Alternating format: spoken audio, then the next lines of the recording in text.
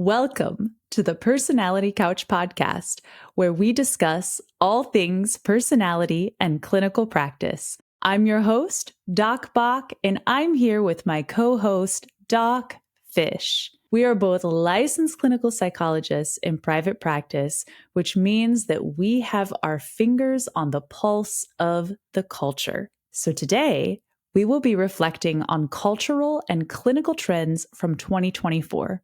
As we've stated before, what's trending on local and global levels also washes up on the shores of clinical work. People shape the culture, and the culture shapes the people. And in this symbiotic relationship, mental health topics and problems take center stage. In this episode, we will unpack 6 trends we saw this year, including global attitudes, polarization, re-examining power dynamics and trauma, being in a mental health crisis, recent events involving the assassination of the United Healthcare CEO, and the impact of venture capital telehealth companies. We've got a jam-packed episode for you today, so let's dive in. Let's start maybe from the outside looking in. So Doc Bach, at the macro or the global level, what have you noticed this year? Yeah, so globally, there is a general sense of unrest and malcontent in people. And I would say that this has been steadily increasing over the past 4 years, really since the pandemic in 2020. So though this unrest and discontent likely started even before that, the pandemic absolutely accelerated it. Yeah. And the interesting thing is that we're voting in such a way that demonstrates that.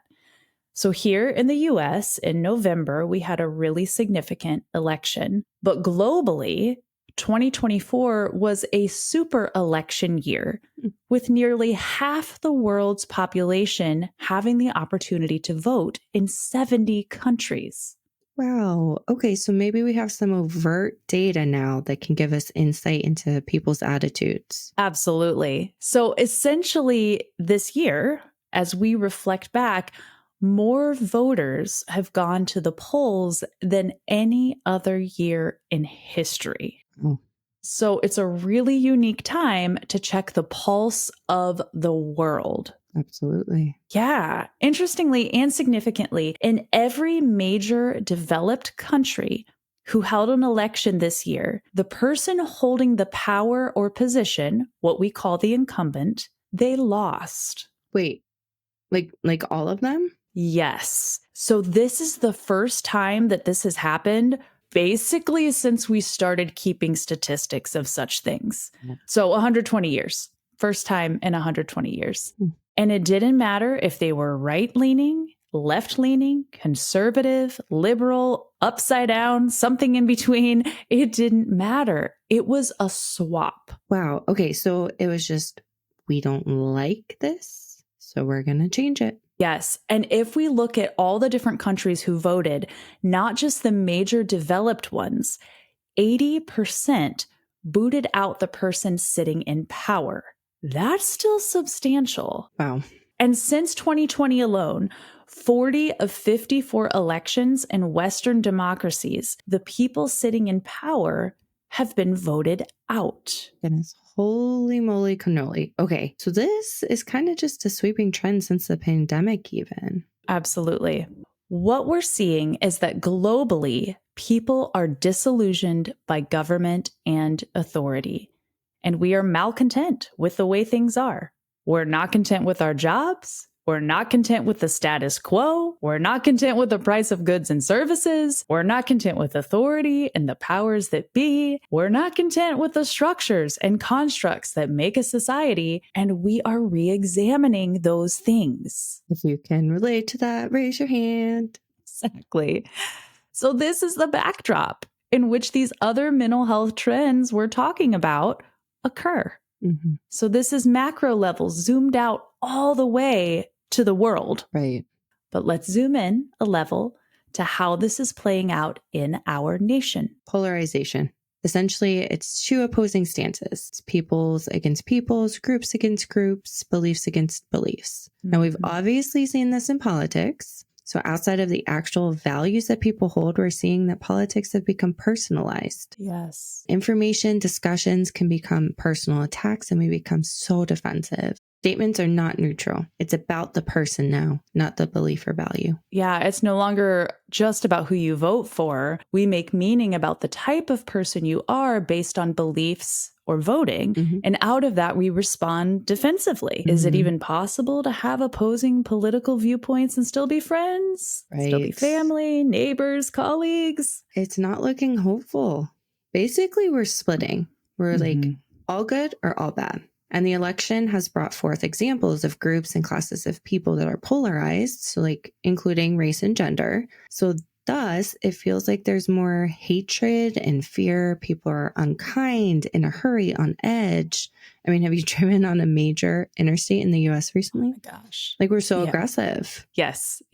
I've seen multiple instances of road rage out of nowhere in the past several years, out of nowhere. And it was scary.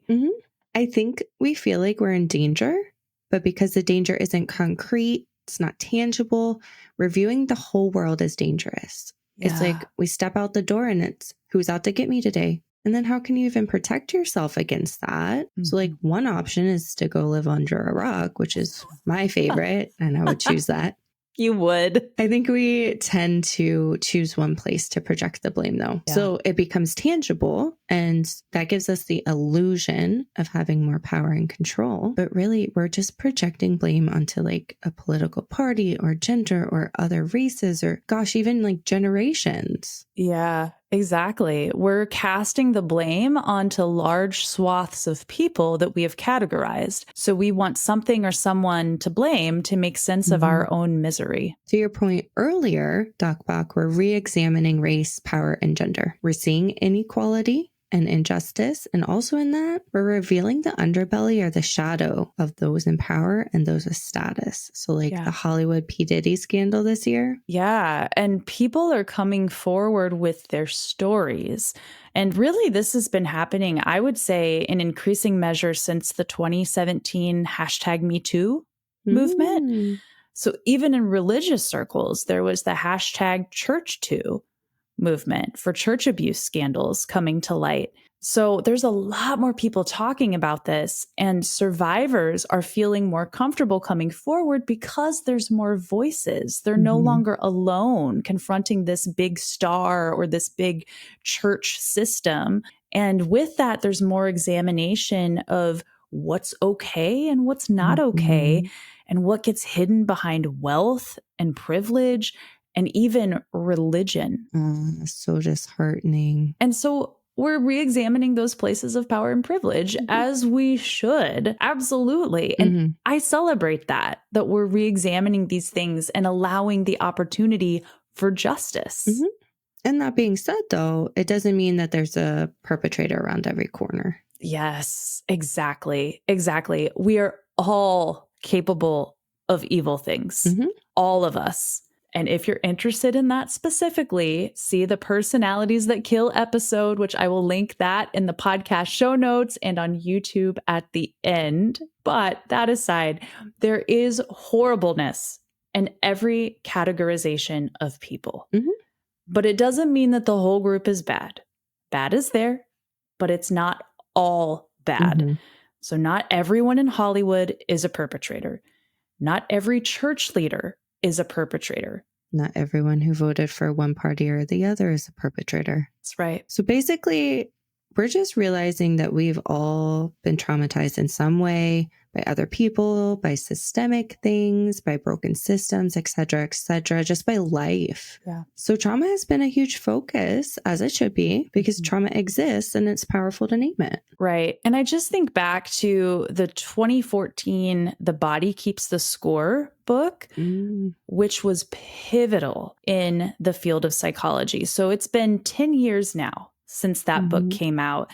So previously, medicine talked about physical trauma, but the field of psychology had really not talked about psychological trauma on a scale like it does now until this book came out. So it's great that we're focusing on trauma finally. Mm-hmm.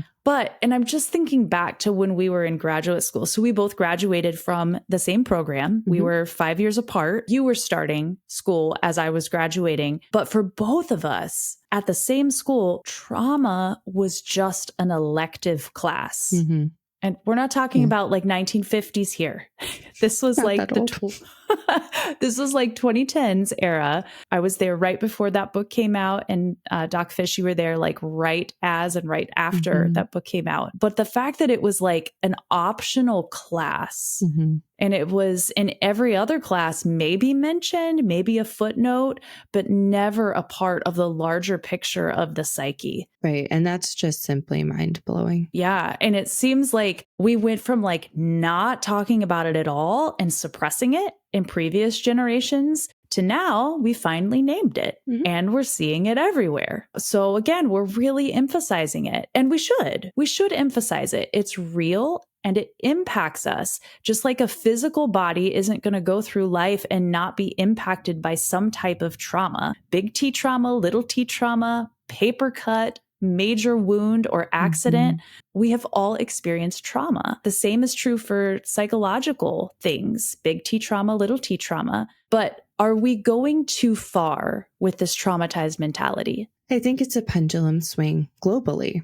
And in some circles, there's an over-identification with victimhood and the victim mentality. So like getting stuck as a victim, it's leading to like avoiding help and giving up power. So the victim mentality, it's a misfocus. We're seeing persecution where there isn't any, and it's leading to decreased sense of control and an avoidance of healing. Right. Because trauma awareness, that is the helpful piece to go towards healing. But that victim mentality piece, that's where people are getting stuck, disintegrating, and that's more harmful than healing. Right. So what you're saying is there's a difference between identifying trauma and getting stuck in a victim mentality. Absolutely. Those are two different things. Yeah. So in the victim mentality, there's something reinforcing about the victim space or identifying with it. Yes.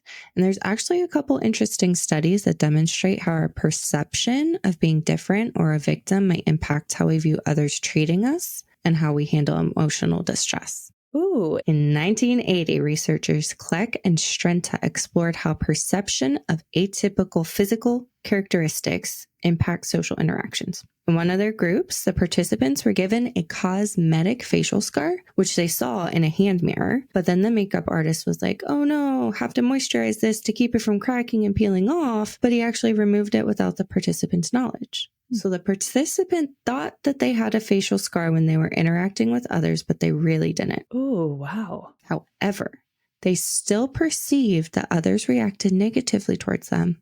And the researchers, they did this complex, fun thing that I'm not going to go into, but they ruled out that it wasn't a self-fulfilling prophecy thing. It was actually a dynamic of expectancy. Whoa. So in other words, if we think that we're different, in this case physically, we expect others to treat us differently in a negative manner. That is powerful. So that potentially explains some of the dynamics that we're seeing with this victim mentality. Right. And then in 2022, researchers Jones and McNally explored how our understanding of trauma impacts our own distress. Participants were given tasks that taught them trauma was either broad, so like anything leading to distress, or narrow, so just extreme events. Then they watched a short video involving content that could be traumatic. Following days, they reported their symptoms, and results indicated that those who thought trauma to be broad, so anything that leads to distress, experienced more intense negative emotions and were more likely to classify their experience with that short movie as a personal trauma. Whoa, really? And this included experiencing more event-related distress, so basically PTSD symptoms. Oh. What we can get from this is that the broader our beliefs of what trauma encompasses, the more we might actually be vulnerable to trauma. That's fascinating. Right. So if we view ourselves as a victim, we're more likely to perceive others as persecutory instead of neutral or even positive, and that's going to negatively affect us. Okay, so interesting. And it sounds like if we're so sensitive that we're seeing life's everyday stressors as outright traumatic, we're likely going to be sensitive to all the bumps in life and respond negatively out of that. Yes. So perhaps even seeing things that are generally unpleasant as outright traumatic. Mm-hmm. Is that right? Yes. It's not everything that's unpleasant or stressful. There has to be a balance between acknowledging distress, but also having resilience. Right. This is not serving us. And we've seen a huge increase in the victim mentality, but also in emotional pain in general. So let's zoom in to another level, to clinical practice. Doc Bach, what are your thoughts on this? Okay, so we are still in a mental health crisis, which has many complicating and contributing factors. Essentially, people are not okay. We've been significantly impacted by COVID in 2020 and beyond. But also, I really saw this bubbling up in 2019 in clinical practice. COVID just took mental health issues through the stratosphere. And we've seen that in data too. So Mental Health America has statistics. 23.08% of adults experienced mental illness in the past year, which is about 60 million people. Wow, that's about almost 1 in 4. Right. Almost 25%. Yeah. 5.86% had severe mental illness, and then 5.04% had serious thoughts of suicide, which is about 12.8 million people. That is way too many people. Way too many people. Another interesting study was the Manhattan Mental Health Counseling did some research on Google Trend searches for mental health disorders by state. Ooh. Oh, this is really fascinating to me. ADHD or hyperactivity, that was most frequently searched for in Alabama, Kentucky, Louisiana, Mississippi, North Carolina, and West Virginia. Okay, so the South plus West Virginia. OCD was California, Washington, Illinois, and Vermont. I'm wondering what that connection is there. It's kind of an odd mix across the nation. Not sure. Schizophrenia, Arizona, Indiana, and Maryland. Again, not sure of that connection, but that's your serious mental illness right there.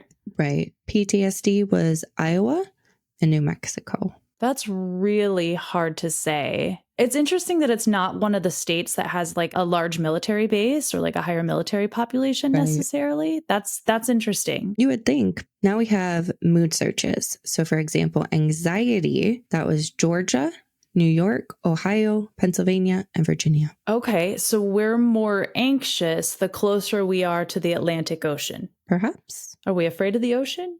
Probably not. But phobias, they were most prevalent in Alaska and Florida. Whoa, okay, wait a minute. Though, you couldn't get any more opposite. Correct. You have opposite temperature ranges, right? But that's interesting because I think about the animals in those states, right? Gators, bears, moose, wildebeest, weird creatures. I wonder if there's a correlation there. Next, we have depression. So depression was Texas, Arkansas, and Oregon. Then we also have symptoms I would attribute to under the umbrella of depression. For example, loss of appetite was Connecticut and Massachusetts. That seems maybe stress related, Maybe. or depression related. Loneliness was Wyoming. Wyoming is the least populated state, right? That one, yeah. So that one makes sense. That makes sense. Stress was Nebraska, Oklahoma, South Carolina, and Tennessee. So in some of these states, there were some pretty substantial or controversial laws that were kind of being put on the docket to look at in terms of women's health or trans health in those states. I wonder if that is contributing to those searches. Yeah. We also have low libido in North Dakota, intimacy issues in Wisconsin. We have seasonal affective disorder in Montana. These are northern states. Less sunlight. Right. Well, that makes sense for Montana. Further north, less sunlight. But I guess that would also potentially make sense for North Dakota and Wisconsin, possibly. Bipolar was Delaware and Rhode Island. East Coast again. So that was the mood. Now we have addiction searches. So we have alcoholism in Hawaii and Nevada. Okay, that's interesting. I think of what happens in Vegas stays in Vegas, but maybe also on the Hawaiian island. Perhaps. We have drug addiction in Maine. This one unfortunately makes sense due to the high rate of overdoses there. I'm pretty sure it's one of the highest in the nation, especially with the opioid crisis. Right. That's really sad. We also have internet or social media addiction with South Dakota. This is like Western Midwest again, maybe some loneliness, like getting social needs met through social media, but too much. We have porn addiction in Utah. Does this have anything to do with polygamy? No, I'm not going to touch that one. Yeah, let's not go there. I don't know. That's interesting. Why Utah of all the states? Right. Moving on. Cognitively, we have dementia in Kansas and New Hampshire, then Alzheimer's in Colorado, Minnesota, and Missouri. Okay, so Midwest and West again, except for New Hampshire. But that also makes me wonder like what the age demographic is in these states and if it skews more towards like older individuals. I wonder that too. I'm curious. Yeah. Lastly, we have personality. So paranoid in Idaho with the potatoes. Okay, so do we just hole up in Idaho when we're scared and hide in the potato patches or... No, but Idaho, this one actually doesn't surprise me. I would place a paranoid structure in Idaho. It actually reminds me of the 90s. So it was, I believe, the Ruby Ridge standoff that happened in the 90s, which was cited as a motive in the Oklahoma City bombings. Interesting. Yeah, Idaho has some... People seem to hide in Idaho from history. Fascinating. Well, then we have narcissism in Michigan and New Jersey. Okay, I feel like there's a connection here, but I'm not sure what it is. Like, I think of politics. But why are we even talking about this? Well, here's the thing. We're going to Dr. Google for help. And we're using Google and social media, perhaps sometimes more than actual care. That's unfortunate. Yes. And of course, with that, we have prolific misinformation online, especially about mental health topics. So we're not going to get into all the nuances of that because we already covered that in a recent What's Trending podcast, which I will also link to in the show notes and at the end of YouTube. But that's a big part of this. Like the concerning piece is there's a lot of misinformation and just blatantly false stuff online about mental health. And then to make matters worse, in this mental health crisis that we're in, we have large companies that have swooped in to capitalize on the mental health crisis because they see a way to make money. Enter venture capital companies. So this is adding to kind of the fed upness in our nation. So we have these large conglomerates that are really reshaping the landscape of healthcare. And then earlier this month, so December 2024, so United Healthcare is the biggest healthcare provider in our nation, right? Their CEO was gunned down, assassinated at the investors convention. That feels symbolic. Right. Like maybe a symbol of taking the power back from companies. Illegal, highly dysfunctional, and just plain wrong, but still a symbol. Absolutely. Yeah. And this is where we're kind of putting together some of the pieces of like healthcare and the like large healthcare provider conglomerates, but it all fits. And we're not going to go into the ins and outs of the actual killer and why. We have a whole episode that covers personalities that kill. If you're interested in that stuff, I will put that in the show notes below and as a suggested video on YouTube. But yeah, to clarify, we're not condoning murdering CEOs of healthcare conglomerates or even vigilantism. No. Listen, we can be upset. We can have our opinions. We can advocate, but killing is absolutely not the solution. Right. The current event here deserves mention in this episode because the landscape of healthcare and these venture capital conglomerates really have shifted dramatically in recent years. And it is not helping the temperature level of our angry nation. To that point, so with this recent event specifically with the United Healthcare CEO's assassination, so online, people have been heralding the assassin as a hero. They're doing lookalike contests. The McDonald's where the call was made that led to the arrest got negative review bombed. People were picketing outside of that McDonald's that corrupt CEOs have to go. And not to mention what the people online are saying. And it's been, oh my goodness, less than sympathetic with, sympathy denied, innuendos about healthcare and their frustrations wrapped up in his death. And that's not okay. Right. But we can take that and learn something from it. Like, we're fed up. People are angry and fed up, which points to number one from this episode. Exactly. So then tying into all this, some theorists have said that we're in kind of a second Gilded Age. So the late 1800s, this is actually one of my favorite years in history to study just because I think it's so interesting. But like the late 1800s was a year of opulence and unbridled wealth from oil and railroad tycoons, where the wealth discrepancy was so disproportionate that the average person had trouble getting by and paying for basic necessities. Sounds familiar. Yes. And this is, just to give more context, this is where like the Newport mansions, they would have their summer houses that were just equally as opulent.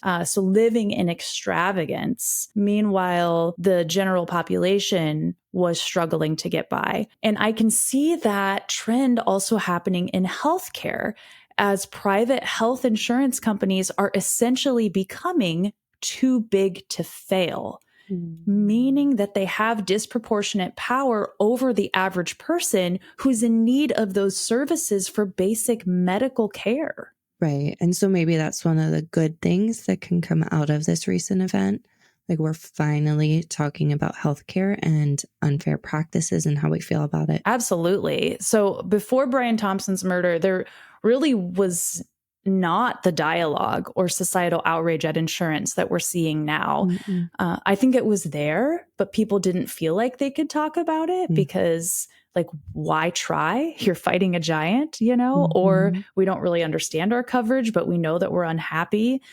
So that's one just nugget of positivity in this tragedy, is that we're using our voices and talking, albeit the negativity is not helpful. We're talking about why we're unhappy, which hopefully this is going to lead to more advocacy and change.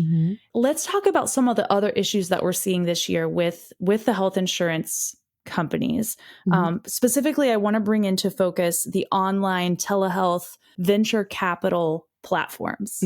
So in the height of the pandemic, 2020, these large venture capital companies were backed by large sums of money or corporations that created these startups to provide telehealth, right? So think like Shark Tank, Dragon's Den. I have this idea, and give me lots and lots of money, tens of thousands, millions to help this startup get off the ground. So that's what a venture capital company is. And that's what a lot of different corporations decided to do, was to let's capitalize, have more telehealth for the people in need in this mental health crisis since 2020. Unsurprisingly, where's the money at? Many of these companies are funded by big tech companies, not licensed mental health professionals. Oh boy.